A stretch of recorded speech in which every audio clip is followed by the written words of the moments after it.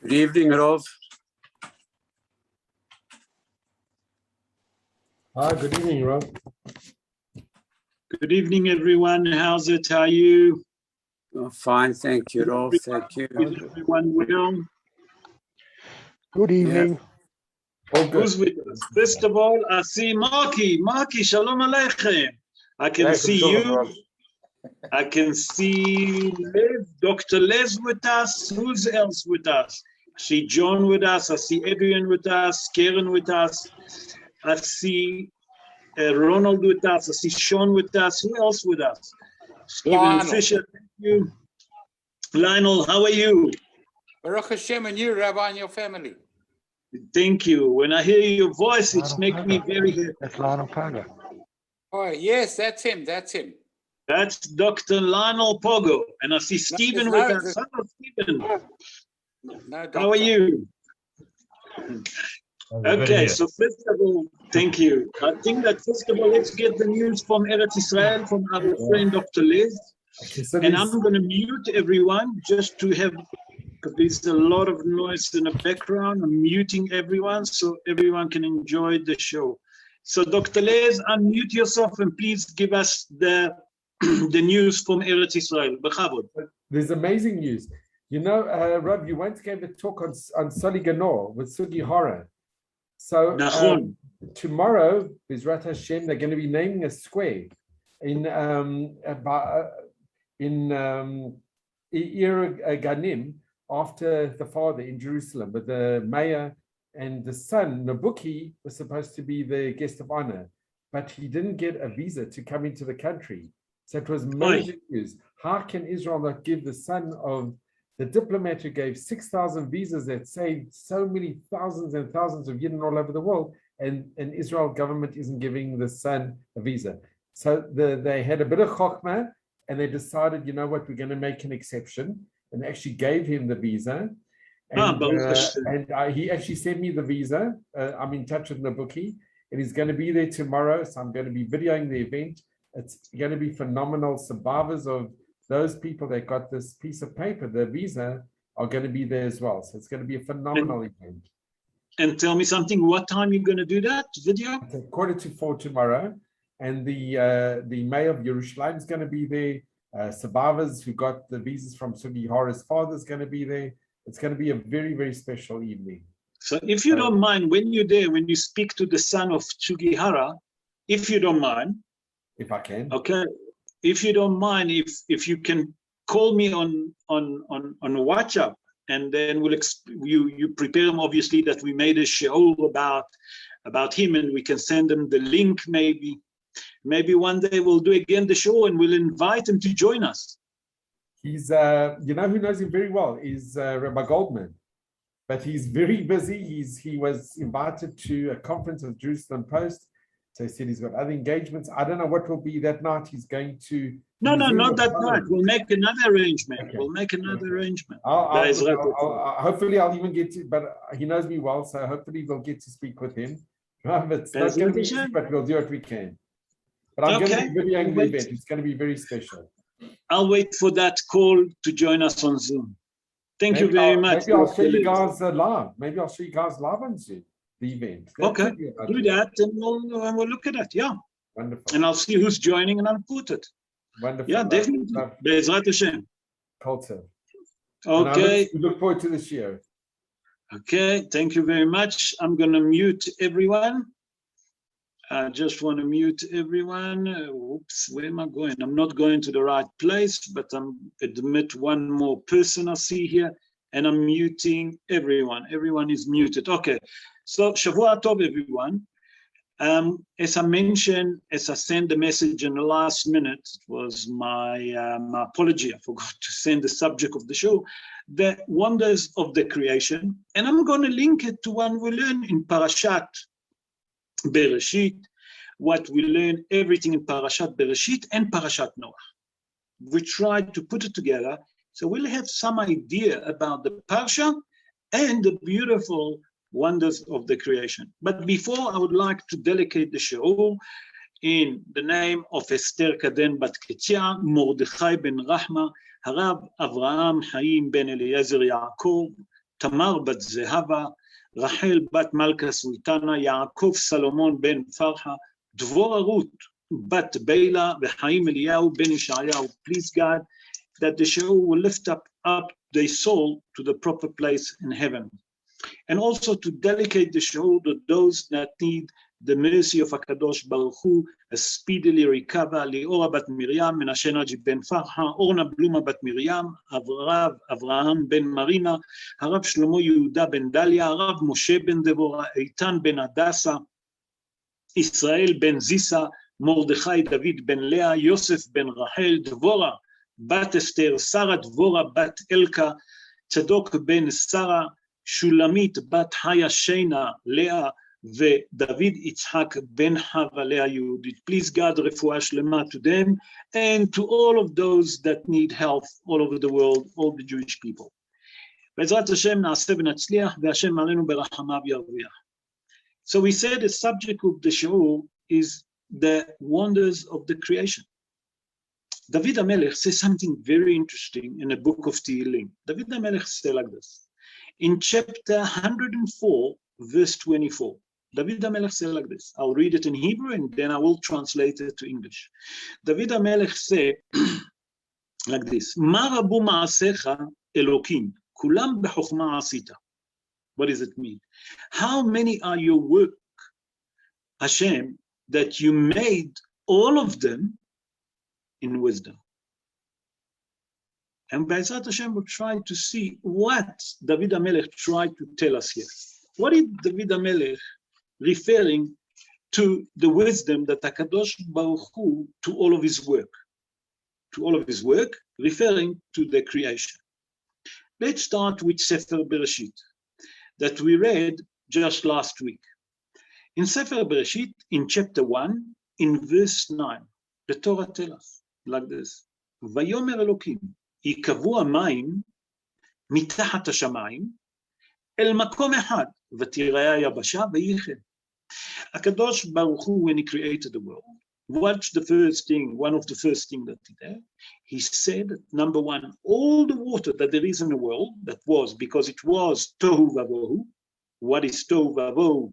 No one can really explain, maybe the mystical Rabbi, but we don't understand. And all the water that there is under the earth and above the earth will come to one place.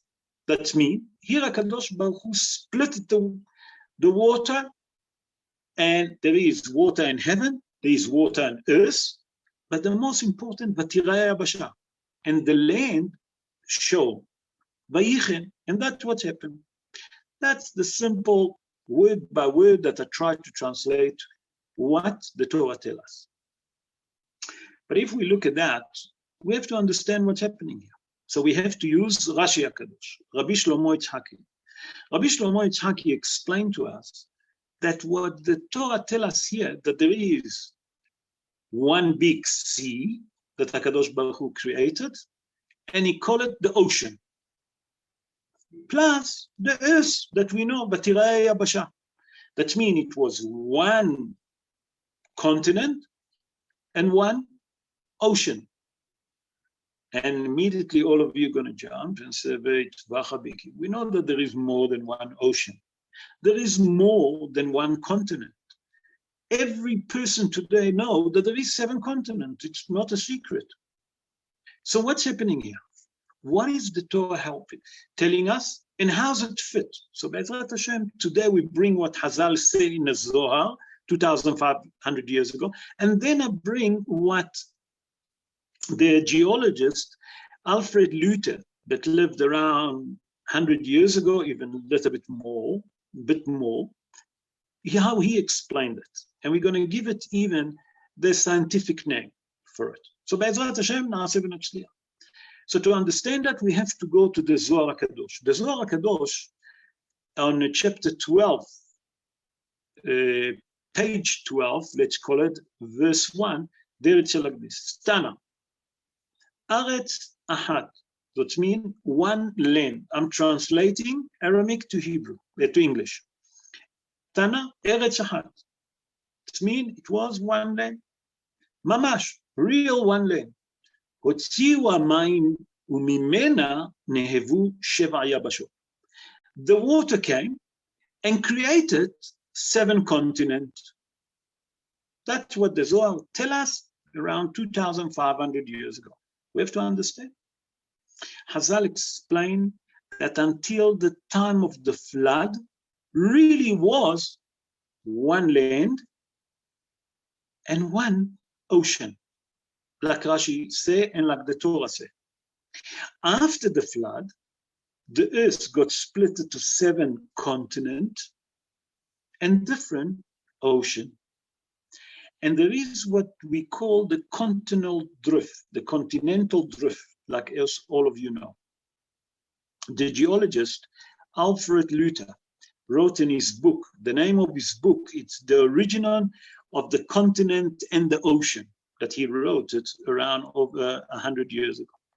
There he explained the reason how is the 7 continents been created and many other ocean, not only one.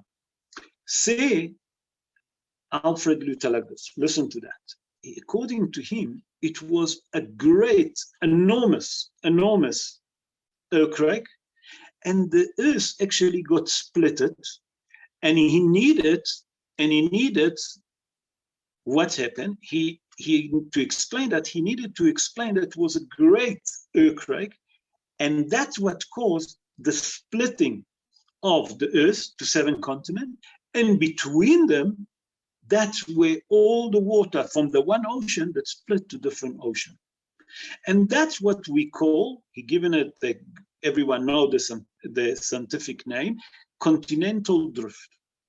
Say Alfred Luther, to prove it, he said like this: if you look at the rock, the vegetation that there is, and the type of soil that there is on both sides of the ocean, that means if you take the ocean in the middle, on one side and on the other side of the ocean, if you look carefully, you will find that it's the same vegetation.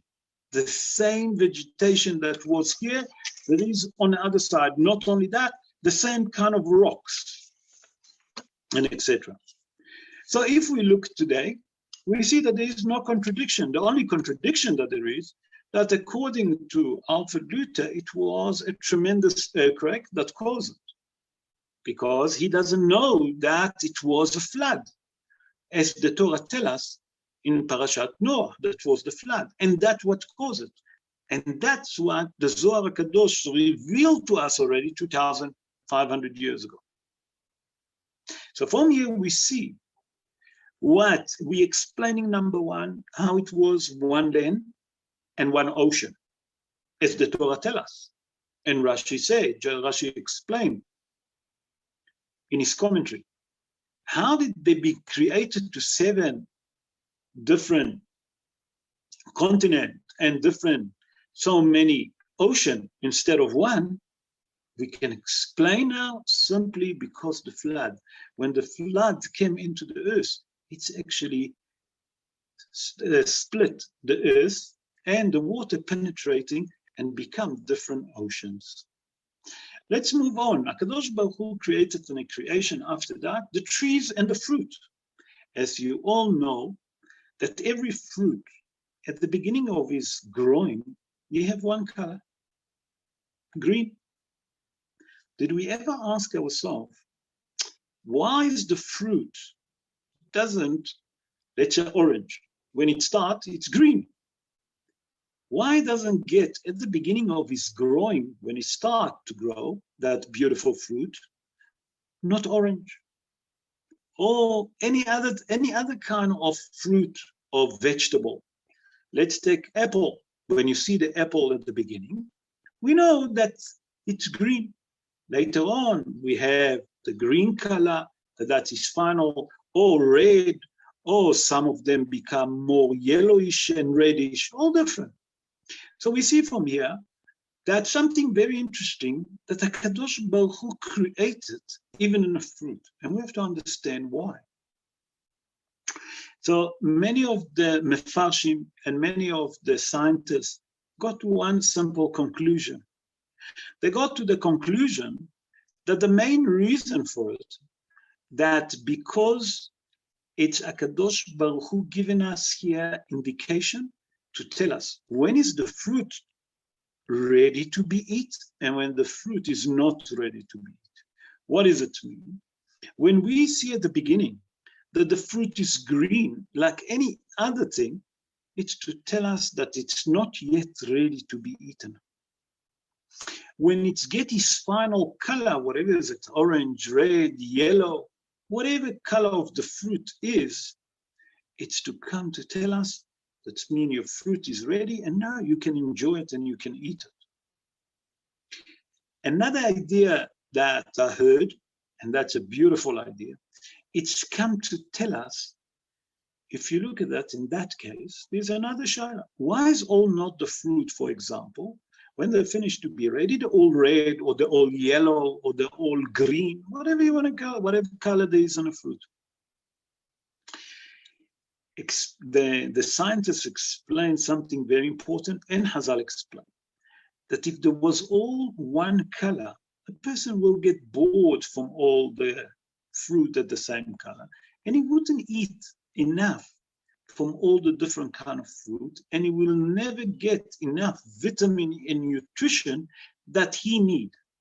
That means that HaKadosh Baruch Hu have mercy when he created the fruit, and he said that each fruit will have a different color. Why? When a person see all different color, it's given the appetite to try to taste all the different fruit. By that he try to eat different fruit, it will give him the nutrition that he need, the vitamin that he need. Now we can understand a little bit what David HaMelech spoke about. Let's continue. Let's speak about the pips and the seed that there is inside the fruit. So let's start with the hard pips that there is. If you look, there's certain fruit, for example, what we call it in Hebrew, we call it afarsek, you call it afarsek, I forgot. Mishmesh is... it's a peach, a peach. A peach, and mishmesh, it's... apricot. Apricot, that's it. If we take these two fruit, we'll see that the peach and the apricot, they have a very hard pips. Inside that pips, there is a seed that's very soft. Hazal explained what's happening here. If you look carefully, Hazal said, you'll have two kind of fruit. There is fruit only with one pips, and there's fruit with different seeds, more than one seeds. For example, if we take the apricot, one pips. Apple have many seeds, orange have many seeds, and etc. If you look at the guava, many seeds. And what's the difference between them? Listen how Hazal explained that, and how HaKadosh Baruch Hu, when he created even the fruit, what he thought, to what depths. Hazal explained, if you take the fruit with the one pips, HaKadosh Baruch Hu made that fruit that it will have a very hard pips, that even if you bite it, nothing going to happen to the seed inside the pips. Why? So it can reproduce himself. He said, but if you take an apple or you take an orange, you have many seeds. So when you bite the apple, sometimes happen, or the orange, that you bite the seed. So you damage one or two seeds. But because there is so many seeds inside, so you damage few, but many of them still good, and they can reproduce themselves if we replant them. So HaKadosh Baruch Hu, when he created the fruit, he didn't worry only about the color. HaKadosh Baruch Hu also worried that how they're going to reproduce himself. So from here we see that means those pips inside the apple. I'm not talking today about genetic what you call it, fruit modification. That's I'm not talking about. I'm talking about real fruit that have taste, that you can taste them, that you can enjoy them. That means that if you taste the apple and you damage 3, 4 seeds, 10 seeds, whatever the case is, you still have other seeds that the tree apple can reproduce himself. On a fruit that there is only one hard purpose, the seed is inside, that even if you bite it, you wouldn't damage the seed. Why? Because when you break it, the shell, you take the seed from inside and you can reproduce from it a different tree. That means HaKadosh Baruch Hu already, with his merciful and compassion on the human being, created a different kind of fruit. And why is it? To teach us all of that. That to produce, if there is many seeds, it's not a problem, because you'll have many seeds that even if you damage few of them, there's many that you can still replant. Those that hard, that you never damage that seed, that you're not going to destroy the future of that tree. Now we spoke about the fruit. Let's move on to the body, the human body. We know that in a human body, HaKadosh Baruch Hu, for example, given every human being 2 eyes. Some of those that don't have 2 eyes. What can we do? But in general, every person has 2 eyes. Did you ever ask yourself why dafka 2 eyes? Sorry. Hazal explained that the main reason for it, it's what we call it in English, 3-dimension vision. That a person can have 3-dimension vision, and I will explain. That means that the person can see depths, height, okay, and width. When you have 2 eyes, it's easier to have the 3-dimension vision. Imagine that the person has 6 eyes all over his head. He wouldn't know where to start, where to go front, to go back. All day would worry what there is behind, what there is on the side. HaKadosh Baruch Hu, when he created human being, everything with wisdom. He given you dafka 2 and not 1, that the person can work out the width, the depths, and the heights of everything. That means that everything being designed to the last beautiful creator. Not only that, I'm sure that you all know, but I would like to share it with you. Every eye has 7 million color, listen to that, 7 million color sensor in the eye. While black and white, we have 127 million. That means we have in every eye, 7 million color sensors for during the day. For at night, we have 127 million sensors, black and white. Why? The Mefarshim explain, and today many of the scientists starting to get to that HaKadosh Baruch Hu given us more sensors of black and white that at darkness we can see, that we can see better at darkness. That those 127 million black and white sensors to help us to sense at night to see better. If that's not enough, let's move to the position of the nose and the mouth. Did we ever ask ourselves, why is the nose above the mouth?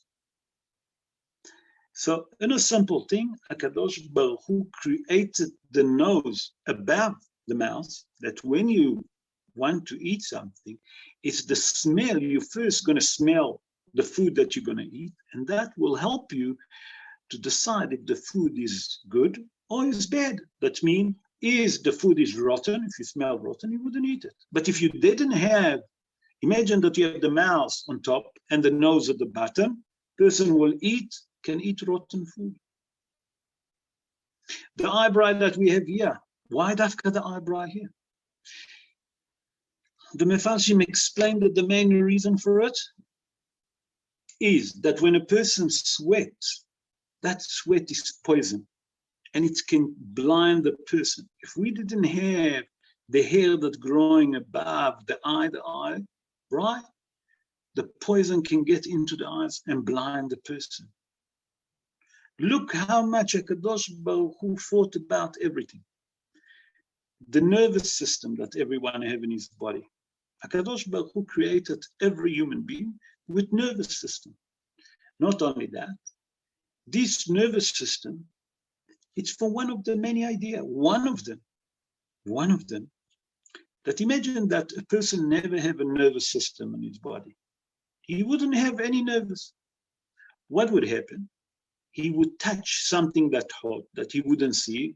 For example, there is sometimes charcoal that because it's become so burnt, it's become black and you don't see the red, a person can hold it and he wouldn't feel that his hand actually starting to melt.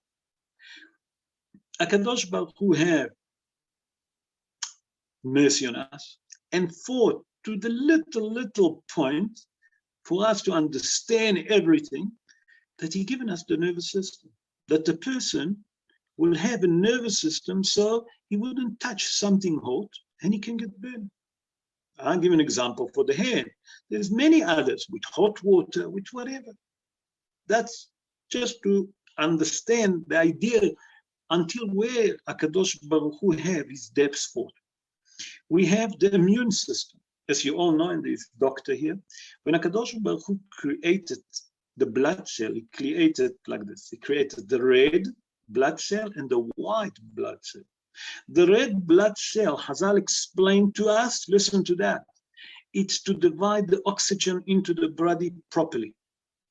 The white cell, it's what we call the ambulance, the medical aid in the body.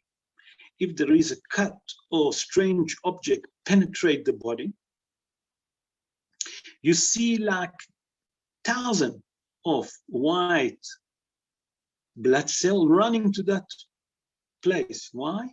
That they're running to give immediately a medical aid. That means that they try to stop the infection and to fight against the exterior intruder that penetrate into the body. For example, for us, just to a little bit to understand what's happening here. Lo aleinu velo al af echad me'am Yisrael, please God, when there is a disaster, what's happened?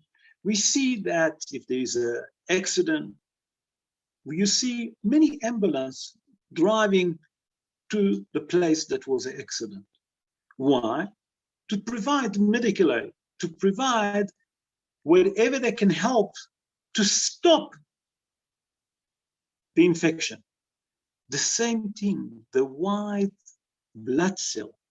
HaKadosh Baruch Hu created the body that they have a sense that as intruder penetrate the body or there is a cut, all of those running to try to provide a medical aid, to stop infection and any other thing that can happen, has v'shalom. That's me. HaKadosh Baruch Hu thought about every little thing, even on the body. Let's move now to the position of the sun. I'm moving now, if you look, the way that I structured the show, I structured it in a way that we start first with Earth. Now I'm going up to the heaven. Okay? It starts like this. If you look, HaKadosh Baruch Hu created the earth.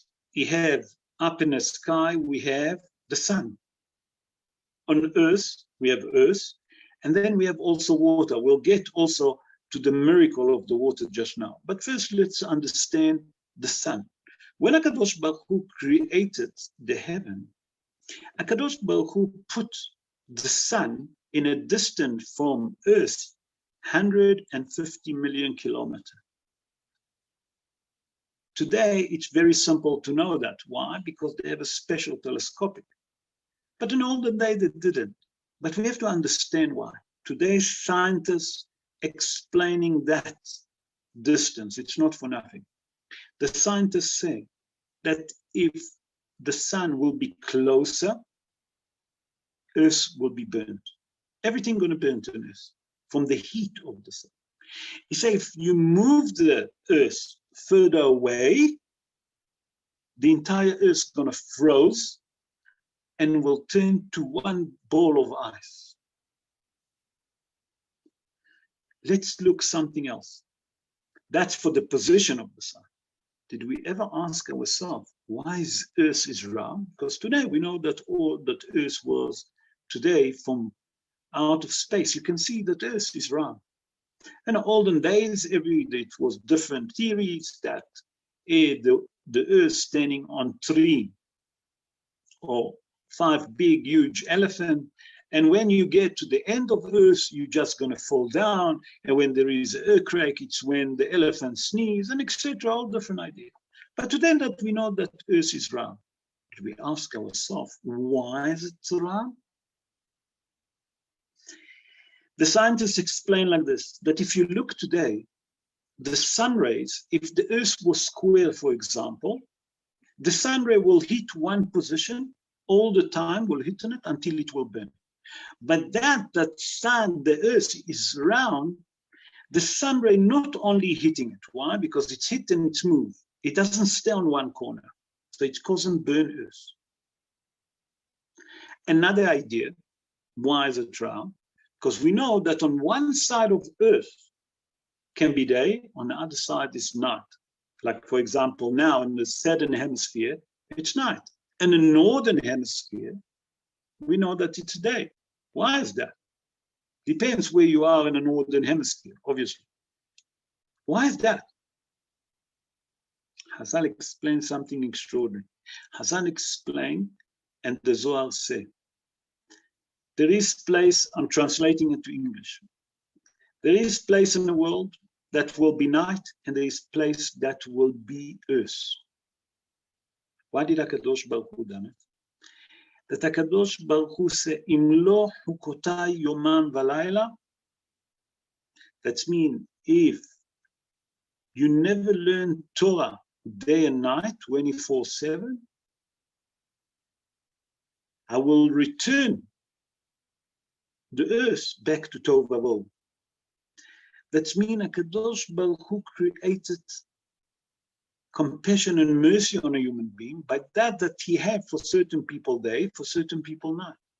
So certain people now in America have day, so they can learn Torah, the Jewish people, and certain people that, for example, here or in Israel, when we're sleeping and we're not studying Torah, and the other side that it's day, they're studying Torah. Im lo hukotah yomam v'layla.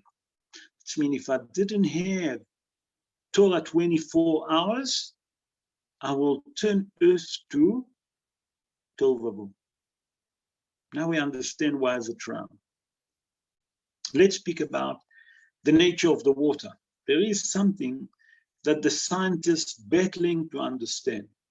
There's a law that when things get hot, they expand. When it's cold, they contract. And we have to understand that law doesn't exist inside the water. Below, wait, don't jump. I know that many of you tell me now the water actually gets ice. Yes.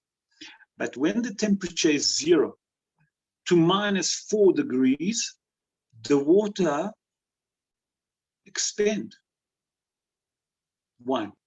Why doesn't contract and shrink like we know when it's cold? Hazal explained to us simply that when the temperature is between 0 to 4 o'clock, to 4 degrees, -4 degrees, the water will expand and will never contract. That means will never turn to ice. How does it work? Hazal say, you know what the reason for it? That to explain these kind of things that can occur, very simple. He say, if you look, take the ocean, for example. The Atlantic Ocean is frozen, freezing. Why never froze? But if you look at the North Pole, the top part always frozen, little bit underneath, it's water. Hazal explained like this, that if HaKadosh Baruch Hu wouldn't create that nature in the water, the entire water will get frozen and all the sea life will die from that frozen water. Or in summer, that huge lake or huge ocean that got frozen, in summer, suddenly will get defrost and we have another flood. So HaKadosh Baruch Hu, with his compassion and mercy, what he created, a special law, that when the water is between 0 to 4, they will continue to expand and not to shrink. That just will help you and will help us to understand what David HaMelech said. David HaMelech said, Ma rabu ma'asecha Elokim. How many are your works, Hashem, that you made them all with wisdom, and not like Stephen Hawking that came with a theory that the world created from what? From a Big Bang. If the world created from a Big Bang, how is all of those wonders that we mentioned that HaKadosh Baruch Hu created can be? How can it be that a human being that created from a Big Bang, like Stephen Hawking have in his theories, will have a nervous system? How come that the person have what we call the immune system, the position of the eye, the position of the nose, everything that HaKadosh Baruch Hu created with such a wisdom to the last detail. This is just a little bit for us just to understand. There's many more. We never spoke about the living animal under the sea. There is what we call a living generator under the sea. And the amount of electricity, if that generator touch you, it's the eel. If you touch his tail, every diver knows that if you touch his tail, you immediately electrocuted. Because it's the power, listen to that, it's the power that close to 10 huge generators, the power that he has in his tail. HaKadosh Baruch Hu, all the miracle that he created, we don't understand. We just take it for granted. For example, when we wake up in the morning, we see that if you wake up early, if you stand awake early in the morning, you suddenly start seeing the sunrise slowly rising. Why not one shot? Dark, light. Akol b'chokhmah asita. What does it mean? If HaKadosh Baruch Hu created immediately strong light, people can get blind. We know that the people that was in the dark places and you want to take them to light, if you take them immediately to strong light, they will get blind because the senses that they have in their eyes. So what did HaKadosh Baruch Hu, with his compassion and mercy, what does he do? The sun starts rising slowly, slowly, not one shot, to make sure that no one going to get blind. This is a little bit of the wonders of the Creator. We didn't even touch it, just to give us some idea. So Be'ezrat Hashem, now that we know a little bit what HaKadosh Baruch Hu created in the world, we can accept and appreciate when we read Sefer Bereshit to understand a little bit about the creation, a little about the flood, that the flood caused the splitting of the continent to 7 continents, too many more oceans that we have today, and it's not one ocean, as Rashi explained that what the Torah tells us. Obviously, Rashi knows that's happened, because Rashi, when he wrote his commentary on the Torah, and everyone will agree, it's Beruach HaKodesh. Rashi, before he wrote his commentary on the Torah, I mentioned it numerous of times, he fasted for 365 days before he wrote a word. So Rashi tells us that it was one continent at the beginning of the creation, one ocean. And he didn't say any other word. He said ocean. He knew that it's an ocean. Why? Tell us that at the beginning of the Creator, until the flood came, was one continent, one earth, one ocean. After the flood, everything split. And today the scientists and the geologists find out that it's true. They just given it a different reason because they never read our Holy Torah. And Baruch Hashem that they don't read our Holy Torah because our Holy Torah is only for us. But it's just to help those that we have the greatest Torah. Afochba ve'afochba, akolba. That means turn it. And whatever you want to find, there is inside our Torah. Any wisdom that you want to learn, there is there. You just have to have the tools and the capacity to learn and to understand our Holy Torah and what there is in our Torah. And that's the wonders of the Creator. I would like to give time now for those of you that have questions. Be'ezrat Hashem, unmute your microphone and I'll try to answer.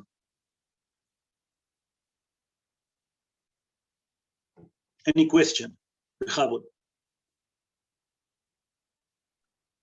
it's Anthony. How are you?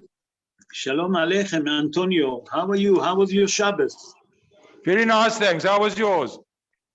Yom Yom, Ma'an Olam Haba. It says that after the bathroom you make a brocha, Asher Yatzar. Can you explain that brocha? After the bathroom, after you've gone to the bathroom.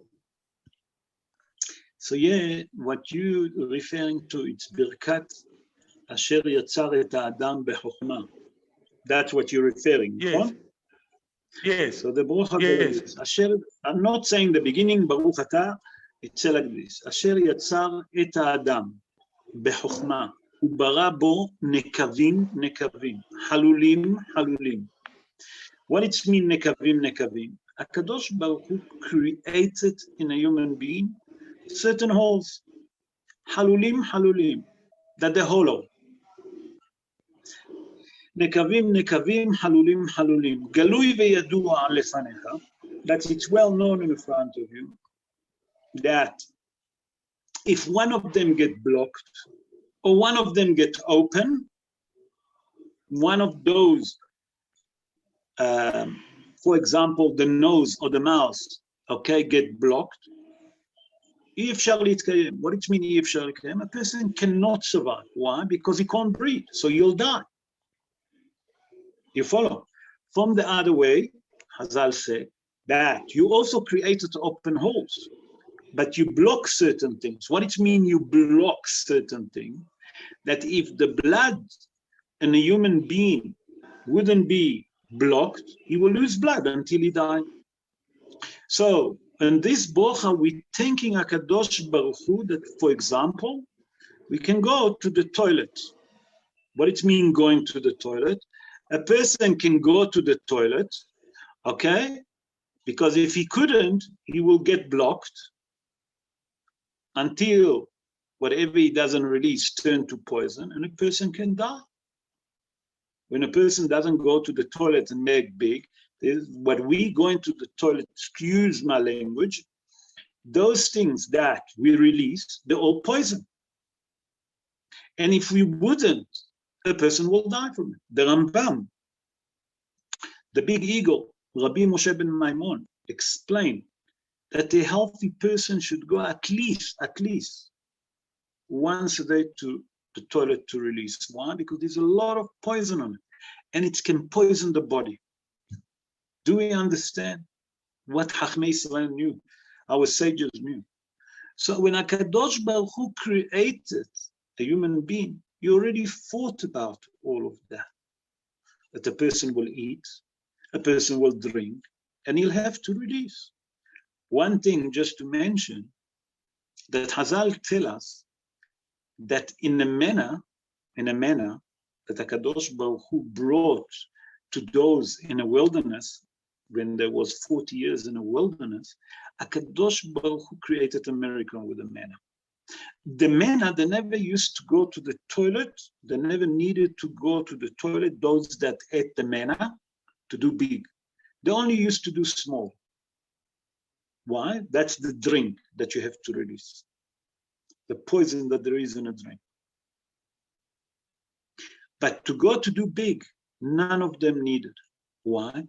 Because the manna, they call it lechem ha'evarim. What it means, lechem ha'evarim? That the bread that penetrate all the organ, that nothing was poison on it, that they have to release it. So it can never cause has v'shalom poison on a body or any infection. And that's what the Erev Rav, you know what is it, the Erev Rav? The multi-nation couldn't understand. They call it a lechem ha'kelokel. What it means, a lechem ha'kelokel? When they saw that no one going, excuse my language, to the toilet to do big, they couldn't understand that. How can it be? I'm eating, I'm not releasing. They couldn't understand that. And that's what they didn't want the manna. They was frightened. They wanted meat. They asked for meat. Halechem ha'kelokel, they called the manna. They couldn't understand that what HaKadosh Baruch Hu brought from heaven, okay, can penetrate to every vein, every muscle in the body, that you can use that to the 100% nutrition of it. Nothing was wasted on it. By the way, that's not belong to the show. The Maharsha asked, wait, I don't understand. You call it halechem, you call it the bread. So what bracha you say, listen to that, what bracha you say on the manna? Eze bracha mevarchim al haman. What bracha you say on the manna? Answer the Maharsha, listen. Hamotzi lechem min hashamayim. That. Hamotzi lechem min hashamayim. We say on the bread, hamotzi lechem min haaretz. From earth. The Maharsha say no. From heaven. Hamotzi lechem min hashamayim. That bring the bread out of the heaven. Okay, that's not belonging. I just wanted to share with you. That's she'ela le'alacha. What was? Any other question, Rabotai? Anthony, I hope I answer you. Antonio, I hope that I answer your question. Okay, if I don't hear that, means yes, thanks very much. Thanks Pleasure. very much. It was very good. I understand it. Thanks. Good. Any other question, Rabotai, regarding the subject that we spoke, if I can answer? Okay, I see that there is no question. I would like to take the opportunity and to wish you Shavua Tov and all the best. And please God, we'll meet again on coming Thursday, Be'ezrat Hashem. We'll do on Parashat HaShavua. In the meantime, to wish all of you Shavua Tov and all the best. Enjoy the rest of the week. Shavua Tov, everyone. Bye-bye. Shavua Tov, Rav. Shavua Tov, Rav. All the best. Shavua Tov, Rav. Shavua Tov. Shavua Tov, bro. Shavua Tov. Thank you. Bye-bye.